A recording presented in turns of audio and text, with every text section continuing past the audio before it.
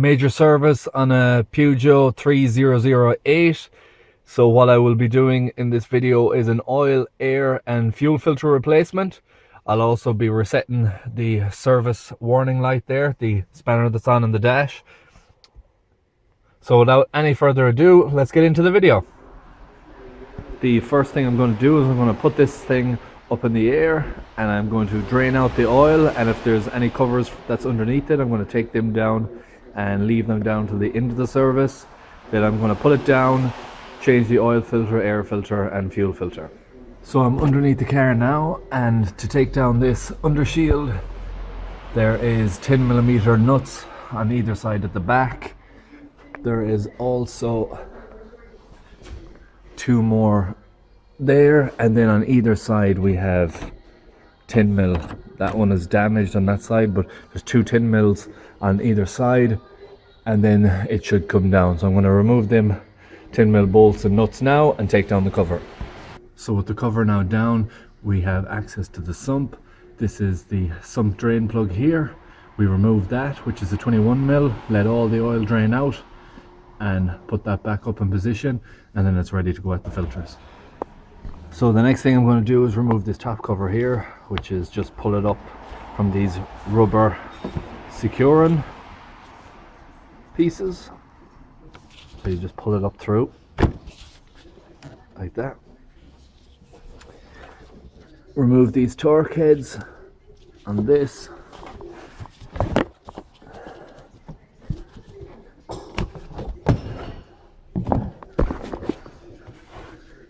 And the fuel filter is located in here.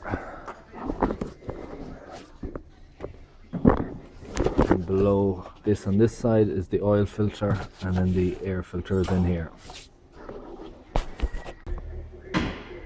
To make more room, I have removed this, which is two T20s.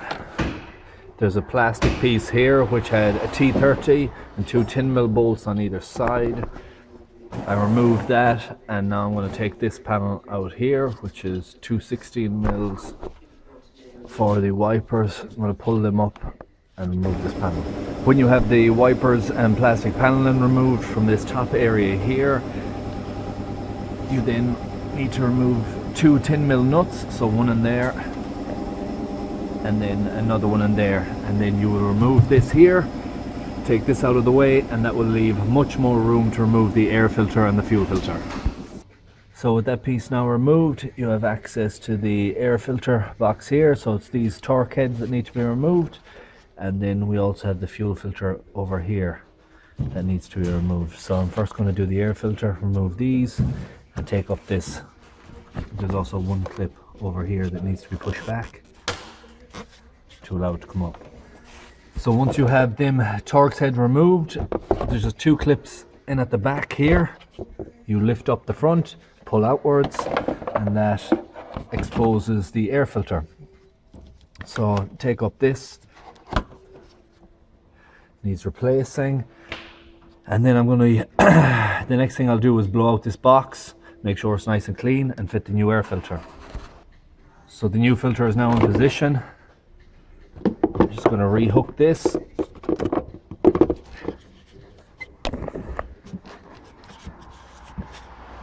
And all I need to do now is put them back in and secure it on this side. And that's the air filter side done. I will then be bringing my attention over to this side. So all of these pipes will need to come off here. So you have a push down connection on that, again a push down connection on that, electrical connection here, and these two 8mm here are the securing ones that keep the whole housing in place. And then there is three torque heads underneath these pipes, so you can see 1, 2, and there's another one, and that actually keeps, the third one is there, that keeps the housing cap down into the housing base. So we remove these after taking off all the pipes, and then we'll be removing those three, and this centering locating pin here will need to be removed as well. So I have the fuel filter removed. This is the complete housing taken out. As you can see, those are the three torque heads that need to be removed next, and then this centering pin that goes all the way to the base needs to be removed. So you turn that clockwise and you lift it up. Be very careful, it is a plastic pin, so it could be easy to damage if you use excessive force on it. Once you lift that up off its seat, out of the bottom here, the fuel filter will drain. So you can do that first. You can lift it up. I have a little catch can here that I'm going to use to drain it out into, and I have my other filter here. Just compare, make sure it's the right one, which it is, and I'm going to go ahead and strip that down now. So this is the housing cap removed, and as you can see, this is the plastic rod that goes all the way to the bottom, and this little seal here that plugs the bottom of the filter. Remember, this is a clockwise turn. You keep jiggling it and rocking it and pulling up on the cap at the same time to get it free. Then with the new filter, you want to make sure that this seal is seated down onto that correctly, and then just reinstall. A thing of note, when you're tightening these down, make sure they're pulling even. So I would advise not to do one side at a time, go crossways, and don't tighten one down without having them balanced going across, so you get a nice even seal. Then lastly, it's anti-clockwise to tighten, and you want to make sure that the inside tab here, if I can focus in, you see that tab there is underneath that black piece, so it's sitting in and locked. And now this is ready to go back into the vehicle. So the fuel filter is now back in position. Everything is tightened up. I didn't mention this clip on removing. You just got to get a flat screwdriver in under this section here, lift that up and push them two tabs in, and then it pulls back. When you go to restart again, you want to make sure that you have a good strong battery for extra cranking power, and I recommend, if you have a syringe, to fill up the filter, because there is no priming bubble on these. It will take some time to restart again. It will restart, but if you had a weak battery, you could end up deadening it before you get to start the vehicle. Next thing I'm going to do on this is the oil filter, which is down here. I got to remove this pipe here, which clipped in there, bolt down here, and then it pulls back out of this, and that will give me some access when I remove this intake pipe as well to the oil filter housing cap. With them pipes now removed, I now have access to the oil filter top, which is there.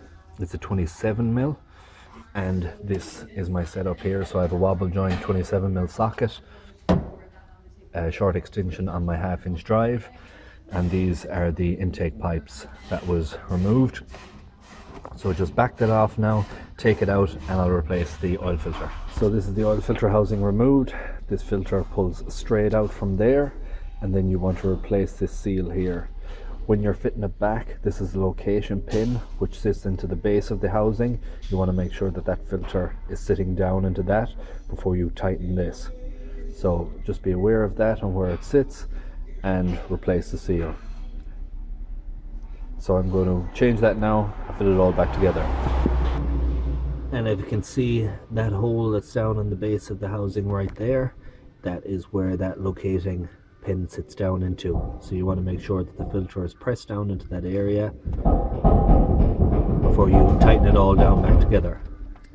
I have this all tightened up now, filter is in position. I'm going to put the pipes back on, top it up with oil. Make sure you use the correct grade of oil for your climate, and then the vehicle is ready to start. I'm going to start this, make sure everything is running okay before I start to put back all these pieces again. One last thing I want to show is when you're removing the wipers, if it gets stuck on these pins here, which a lot of wipers can, I have this tool which sits down over the arms of the wipers and pushes against that, and it pulls them up. So I have this little wiper removal tool here, puller, which makes it a lot easier for me, but you may have difficulty removing the wipers. If you do, it's stuck on these splines here. You'll have to keep shaking it, try some lubrication, and try and get it free to move up from there. Make sure you don't exceed the maximum level on the dipstick. So I usually fill it up to that point, start the engine, and then re-dip it and see how much I need to fill it up to the top line. So the vehicle is now running and everything is okay, not without a bit of difficulty. The battery is weak in this car, so with little cranking the battery started to die down, so I had to remove the covers around the battery and put it on charge. If you do have to remove that, you may want to have like a code saver for your radio if you don't have the actual code itself. So I'll just show you the setup I had. So I have an external battery here and I plugged it into the 16 pin connector. That is to keep the radio code and all that from being lost. But this is all good now. I'm going to knock it off, re-dip the oil, and then start to fit back everything in the opposite order of removal. The service is now complete. The only thing I've left to do is reset the spanner warning light that's on in the dash, which I will do in another video and link at the end of this one. I hope you found this video useful. If you did, please like, share, comment and subscribe, and I hope to see you in the next one. Thanks for watching.